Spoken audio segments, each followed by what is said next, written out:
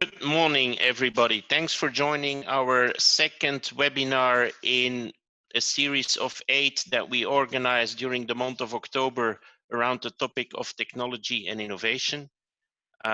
So we will have in the next couple of weeks, each Tuesday and Thursday, a session with a different partner that we invited to the series. And feel free to register. You will obviously receive all the information as soon as everything becomes available. We will also record the session so that we can share it with our members through our website for further usage afterwards. But today it's my pleasure to introduce RoadMap. They have been already a few times at one of our events in the past, but we thought it was a great idea this morning to ask Jeroen to give an update of where RoadMap stands and what the services is that they offer. So Jeroen, the floor is all yours. Thank you very much for your partnership, and thank you very much for this morning, your time. Thank you.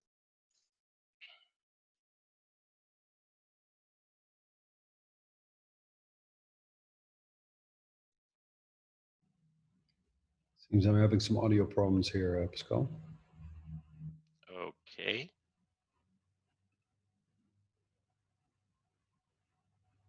I can hear you. Great, I cannot hear you, so. Yep, we're back. Cool. I can hear you now. Can you hear me too? Yes, I can hear you. Perfect.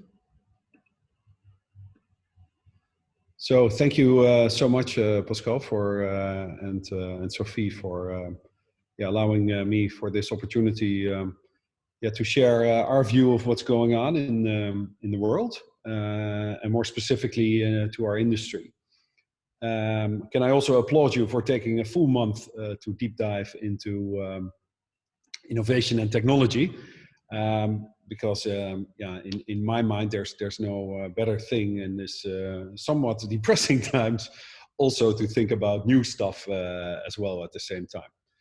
I think what gets most of our mind attention, and that also creates stress because it's a repetitive thought, and that turns out to be the most stressful thoughts as well, is to, so what is it that we return to, right? So as we're in the middle of this, we all want to get out of this. We're sick and tired of this. We're in month 7 right now.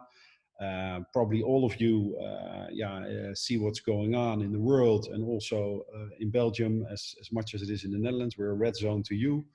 Restrictions are getting tighter. It will not be something that will disappear next week. So we have to have a somewhat broader mindset to see the amount of time it will take to get out of this situation, and also the shape and form that we see after this crisis. So that's the major question of today. What is it we return to? What is it we don't know, and what is it we do know? And that allows you to strategize what your next step are going to be, because as we might wait for a lot of stuff to happen, typically it's not the best strategy. It might be very much more rewarding to have a proactive stance in what's going on. So as related to the return to travel, as the industry calls it, one might also think about your job as travel managers and the activities that you spend your days on. What is it that you actually return to? And all of these activities that you were doing pre-COVID, if we continue to do so while COVID is going on and post-COVID, it probably will mean that your priorities will start shifting. And let's hope so. Because if in the Dutch language, right, so we have this T-square that you get into. So if you continue to do what you do, you will end up in a very nasty place, because that's really weird. So the whole world changes around you, but you keep on going. So you have to make some decisions on whether you take a left and a right turn. And typically what we see our customers and also other prospects doing is that they start to prioritize differently. And they do so based on the stuff that we do know. Because a lot of the things is that we do not know what's going on. Well, what we do know is that the way that we work has changed. And obviously business travel as a function of work will also change. We don't know how it will impact, how deep, what kind of travel, will transient, more meetings. Everybody will have a story about it, or a vision, or a thought, but reality is you don't know. And that means that you have to focus on what you do know. And what we do know is that these virtual and physical worlds have merged. I found it really interesting to see in the first 4 or 5 months or so. Everybody was getting into this, saying, "Yeah, this actually works pretty well, and I don't have to travel, and it's a-okay, and I can see this going on forever." Now, month 7 in, everybody start to react a little different, because probably like you, I'm fed up with it. I can't stand these bloody Zoom calls. I want to get on a plane. I want to get in a bar. I want to get out. And that sentiment is going to drive our industry forward as well, because we start to really appreciate the connections between people, and that will also have an effect. Now, that doesn't mean that we'll grow to 200% of travel, because we're now allowed to do so, because probably your finance people still love this very small line item on their expense lines called travel budgets, and you will probably get a lot of questions from your CFO. Can we keep it at these levels? And your answers will be no, we can't. So that is the thing that we need to move to. From an individual level, and if you may recall, we started RoadMap with the premise to build traveler happiness, meaning we wanted to reverse engineer this industry from a traveler point of view and not from the company point of view. Because from the company point of view, you guys have written a ton of books on how you manage business travel, but from the traveler point of view, there's virtually nothing. There's a lot of great marketing stuff from all of the incumbent suppliers, that they are traveler centric and that they take good care of your travelers. But we all know that it's actually a highly distribution centric industry, and everybody just wants to make money off transactions. And after the transactions have occurred, it's bye-bye, sayonara, have a good time. So from the traveler point of view, it's actually very interesting what's happening right now. So within these essential travel programs, what we see is that when you talk to the travelers, they make their own risk reward analysis on whether something is essential or not. Because the traveler, like any employee in any business, has way more information to make that actually the analysis of what the risks and the rewards are than the company itself. As much as the company wants to be in control over all of the systems and processes, they do not have the information as the employees have, because they're closer to the problems. So if a factory is on fire and somebody needs to get in to restore machines, there might be a great process that will tell you it is essential or not essential, but the people that actually needs to run those factories, they understand what that is. You can build 50,000 processes, but it will never cater to all those individual situations and needs that are alive. So hence, the people closest to the problems, they understand best what the risks and the rewards are. And that's really hard to do. And when you're in a corporate environment, because we want to create controls that are very hard to manage in real life situations. And the other thing is that this blur between home and office is being created, right? So we all work from home. What is the function of the office, and how are we going to work together within those offices? And that will also have an impact on how we travel. For instance, I'm actually in the office right now. We closed down the office and then we reopened it. So our government said it's only essential to work from the office only if you need to. And we found out that a lot of young people who are working alone in their rooms for 7 months, they get slightly depressed, which is not good for your work. We also have people with young children at home. They get burnout because of all of the incentives in. So we reopened the office to create environments in which people can come to the office because we think it's essential for their well-being. And I'm also okay if you can watch Netflix in the office all day just to be away from the kids. I'm also a-okay with that, because that is the well-being that we need to create for our employees. So let's move back to what we do know. And with all of these unknowns in, the only thing that we do know is that the quantity of travel will be much lower than it was before of this crisis. That means that the quality of travel for those that are traveling is going to be extremely high. Now, this might freak out all of your CFO and finance people. Is the cost per trip going up? Yes, it will.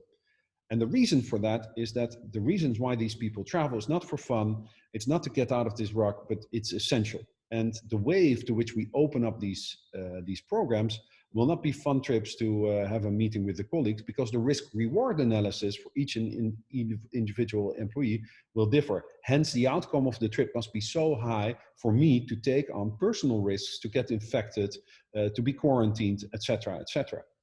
So the risk-reward levels of these trips actually creates a quality environment that we as business travel professionals have to start catering to.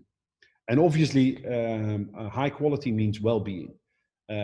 Obviously, we all knew that actually the biggest risk in business travel always has been medical issues. So the highest risk that anything that happened during a trip was medical. And right now, that's the same problem. So we have to focus on the well-being of these travelers, but we have to create much more awareness around what the company does in order to prevent that from happening, and also make that as much company specific as possible. So that is the environment that we need to create. And if we create such an environment, the quality and the perception of quality is actually a traveler related thing, because the travelers are the consumers of these programs, and they are the only ones that can decide whether what has been created by the company is of the quality that they actually need in order to get their jobs done.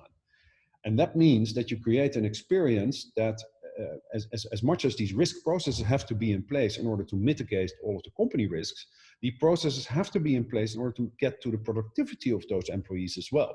So it is finding the right balance between those two and get out of the spasm of the corporate risk analysis to basically kick so much process and systems in that it's a very dreadful experience that you even don't want to get out of this building anyhow. Next to that, as said, they're not traveling for fun, they're traveling to be productive. And we should seek ways in order to create and enhance the productivities in these environments. So that means you have to start thinking along how they travel. This is not about procuring the best flight fare. This is not about procuring a low hotel. No, this is about procuring the most seamless trip in order to get the job done. And that is a mindset that is not that typical in our industry, as we may all collect. It might, to us as hospitality people, it might, but in the environments in which we work, it is not. And hence, the satisfaction of the traveler will become paramount. And that is a really strange thing, because that is something that we've all been talking about for the past 5 or 6 or 7 years. And it was really hard to sell internally because it's soft. This is something that doesn't make any sense. Well, it makes a ton of sense right now. And each and every person in your company will understand. And that is the mind shift that is needed in order to get our industry back on its feet. Because if you will go into those meetings with the exact same hat on that you were having before the stuff, you're dead on arrival. I, as a CEO, I would immediately outsource all of my travel stuff to anybody that can manage travel, because that is commoditized, because everybody can procure and create an airplane contract, and everybody can procure and send out a hotel RFP. But nobody understands how you, from a company perspective, create a seamless trip that is catered to your company needs. You are the professionals that have to create these environments for your colleagues. That is the core job that is ahead of you. And that is really exciting, because, right, you can really start helping the team. And you're part of this team. You can help make your colleagues win. And that is something that is truly exciting. Well, at least it excites us. So why? Because we create technology and experiences that drive your colleagues forward. So we want to be part of that team to create those experiences. And therefore, yeah, we are travelers by heart ourselves. So we make sure all of our people travel. So that's also why they're a little depressed, because they can't get out, because we really want to travel. And the other level is the technology layer. So basically what you're seeing here, these are engineers that are traveling. And that is atypical, because an engineer typically is in his basement building beautiful code. Our engineers, they need to get out of the building every 3 months in order to experience what are the users of our technologies actually go through. And hence you get a very empathic journey, and that is exactly what you need to create for your colleagues as well. So what is it that we do at RoadMap? Well, we want to be the angel in your colleague's pocket, and that angel is being created by you. you deliver the showing you care to your colleague. That is the feeling that we want to create with this travel assistant. This digital travel assistant is branded to your corporate. So we as RoadMap, we do not exist. We morph into your company brand. We morph into the tone of voice of your company, and we make sure that this experience is crafted as if you build it yourself. So we're behind the curtains, and then we plug in all of your supplier that you have chosen to create these experiences for your employees, because this is what you have done. You have curated a program which consists of many silos, and we basically glue all of these silos together into one seamless process for travelers. This is post-booking environment. We have an allergy is a big word, but we have something against the distribution and the transaction focus of this industry. Travel does not live at the point of sale. Travel happens after the point of sale. So we want to focus on that post-booking environment, because I think 90% of all our efforts go into those booking environments. We think it's pretty boring, and it should be solved by the incumbents that actually should take care of distribution and the fulfillment of that. But we think that the power of business travel from a corporate perspective is actually happening while you are making money for the company, and that happens while you travel. And that is the experience that we need to enhance. So the purpose is here to simplify the workflow for the employee, to make sure you control the message from an enterprise point of view, because remember, we're not traveling for fun. There is a corporate layer here. That means there is policy involved, there is safety and security involved, but there's also colleagues involved that have been traveling to the exact same places. This is not some leisure game. You're traveling to Barcelona and you follow all the backpackers. No, the likelihood that a colleague went to the exact same destination, going to the exact same office, being in the exact same hotel, recreates an experience that you can actually build together. And that is something that we're big fans of. Typically, we cater to the largest companies in the world, and that has everything to do with the size of these programs. It makes it really hard to manage this at scale, and this is where automation kicks in. So we create an automated platform that does all of the work for you. So we create all of these experiences, we program them, we build them, we design them, and then you can roll out at scale. And that is something that really caters to these big brands, also because the brand actually creates the trust relationship with the colleague as well. If I send you an app from any travel supplier, that doesn't carry the weight of the message that if this app is branded by your own corporate version, that creates that own tone. It's the same language, it's the same feeling. And that creates a community in which also the travelers want to help the company forward. It's not about, the company, want you to do this. No, it's the other way around. We want to take care of you in order to be as productive as possible. And we want the feedback from you in order to enhance the next trip for the colleague that goes on to that same trip again. And this is how you create a community in which the company and the employees move forward. So how do we do so? So basically our thinking is to reverse engineer this entire cycle. So if you look at this travel journey, right? It typically starts with planning, booking, and then traveling. Well, we start with traveling. And while I'm on trip, I want to be fully informed and assisted when something goes wrong. I want to be delighted and inspired, meaning I want to know what is this best local experience that might not be the most expensive, but it makes me feel like a traveler as well.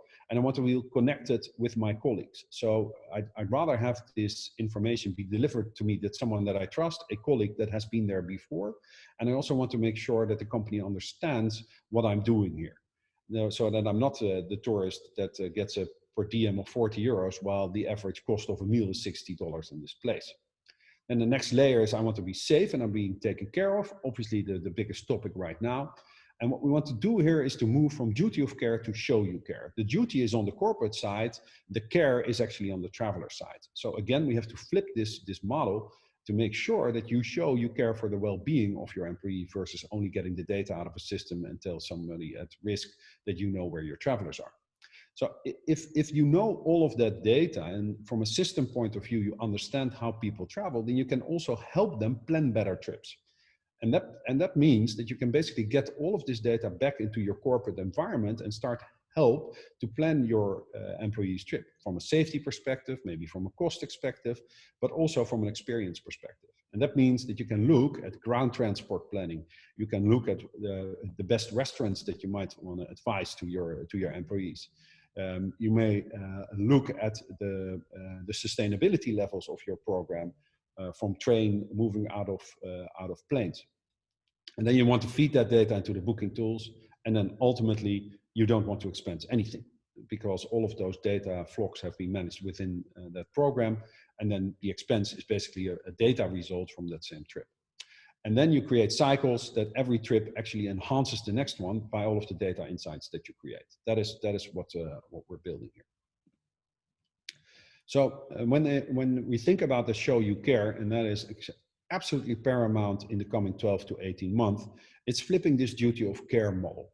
And flipping the duty of care model, when you talk about security and safety, it's always about prevention. And prevention only happens when you create awareness. And this is the hardest part. And this is actually all about communication. And this means that you have to create an empathic model in which you travel with your travelers. And you have to think about what they need while they travel versus here's a portal and here's all of the information that I have about all of the countries and all of the COVID situations, and you figure it out yourself. It's basically grabbing all of that information and making it available to the travelers when they need it. So you can basically serve that information in a much more consumable way.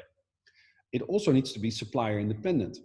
You guys work with all different suppliers. It can be International SOS, can be Enfield, can be Riskline. We need to make sure that whatever the risk management teams or the travel teams have decided, that all of that information is consistently and consequently delivered to the employees.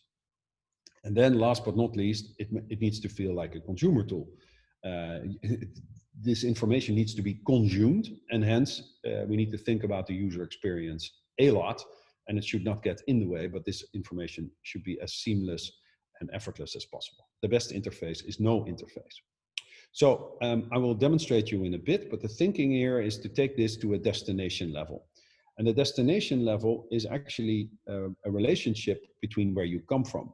So when we look at country risk, from a traveler perspective, I don't understand risk, whether it's high, medium, or low. That doesn't tell me a thing. So I want to compare that to my own risk, because I have a feeling here in Amsterdam what the COVID risks are. And if I travel to Paris, I want to know what the difference between Paris and Amsterdam are. And that, from a consumer point of view, starts to give me a point of whether I should be more alert, less alert. And that is what we need to create. Then I also want to make sure that the company risk team has done their jobs. So we need to make sure that the risk teams also get a say in this, and they can label this information from a company point of view. So in this case, it is approved by the Nike risk team, and the duty of care provider can also have its rating there. So now we can get everything into one place. So I, as a consumer, instantly see what's going on. Then on the next level, we also want to know about this COVID status, and that will carry over for quite some time.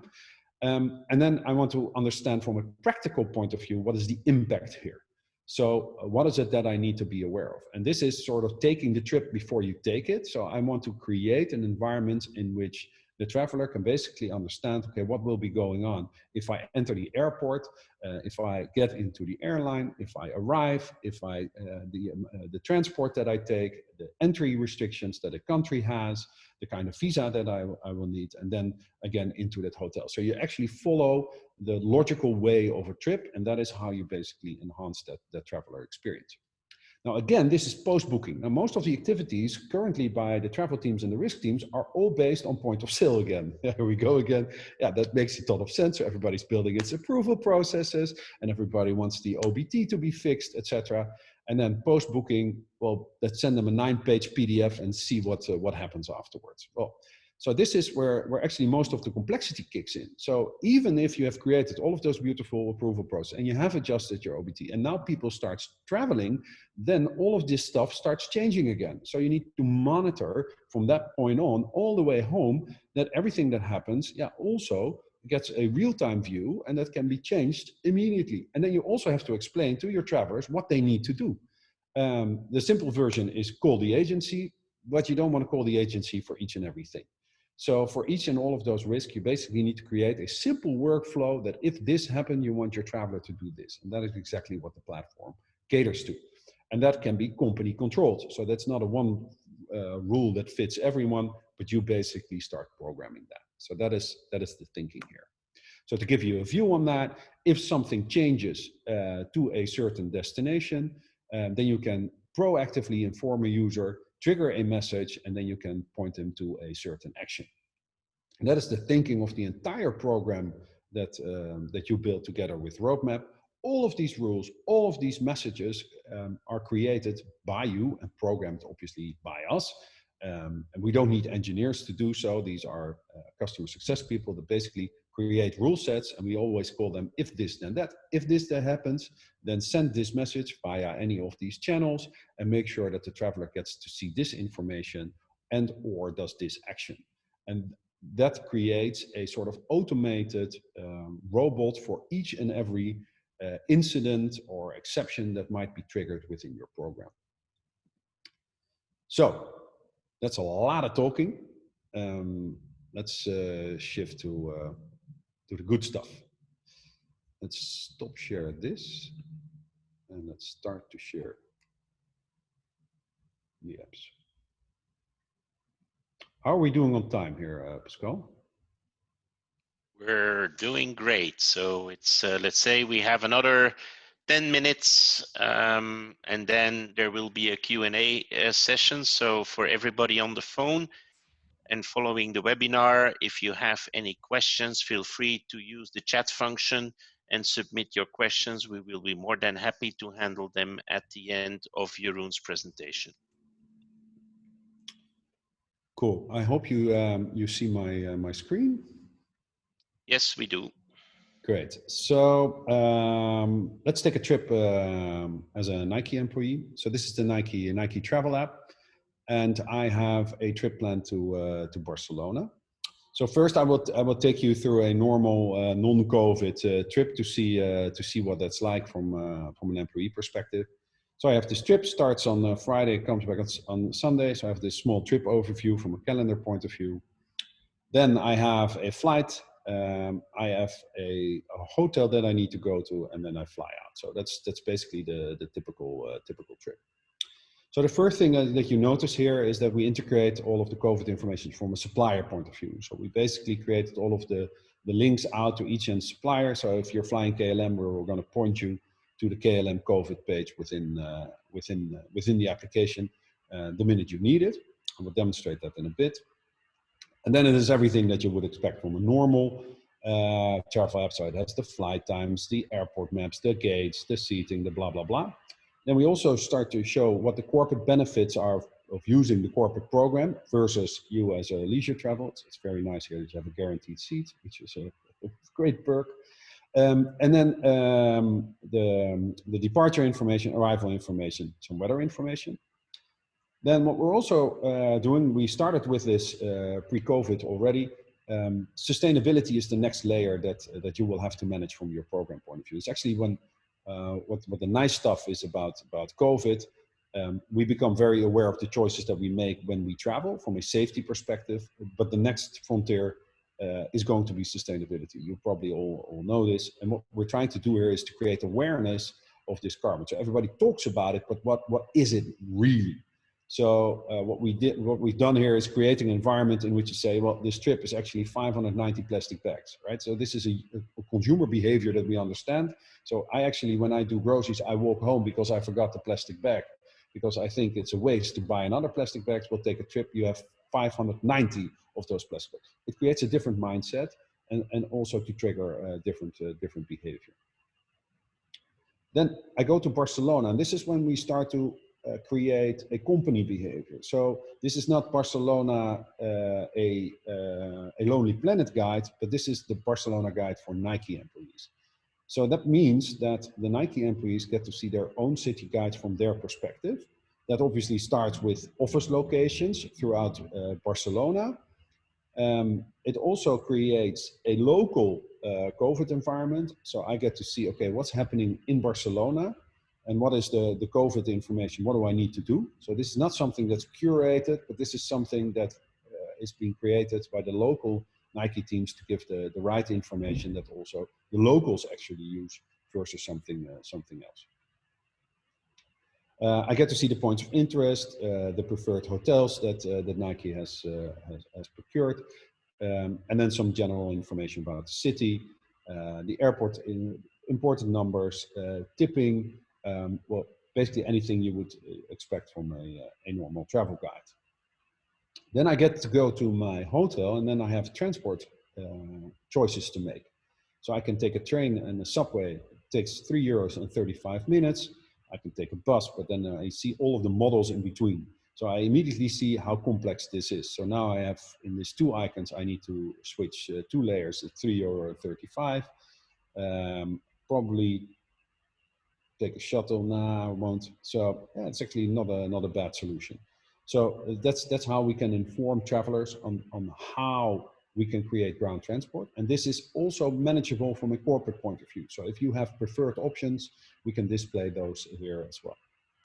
Then the next layer is a safety layer from an individual and a local point of view. So here we partner with GeoShore, and that means you get to see the city level security information. So if you turn into bad neighborhoods for women traveling alone, but also if you're in the LGBTQ community, so we can create different models for them. And we partner with other companies. Obviously, we as RoadMap, we cannot do this. So this is how we open up the platform to other people as well. And then I fly out again, and that again tells me something about the carbon emission. And then we hint, so this is one of those rules, if you fly to Amsterdam, be sure your passport has at least. So this is all again programmed by Nike. Then everything can happen during those trips. So we have a message center that you control as well. So Nike can send and create all of these messages, integrated the travel messaging as well. So this is traveler messaging. So typically your delays, etc., that you would get from all of the other apps. Now you have one place to store it, and the information that the travel team actually wants you to see. So if you've been in the hotel, here the travel team actually wants you to review that hotel and give feedback to the team as well. So these are some of the things that you can think about. Let me show you one other thing that's also an interesting layer. So here I'm at the hotel, and then I can discover the hotel and the trip also from this Nike perspective. So here I can get to see restaurants that are in the vicinity. I can see the stores, the Nike stores that are in the neighborhood. And that creates a different trip view. So we basically took Google Maps and then create a corporate version of Google Maps for you. So we can basically curate that in a way that makes sense to your travelers. Then let me show you another app. So this is similar experience, but now I'm traveling for Microsoft. So that is a different brand set. It's the exact same app, but now created in different ways. So here I have a trip to Paris.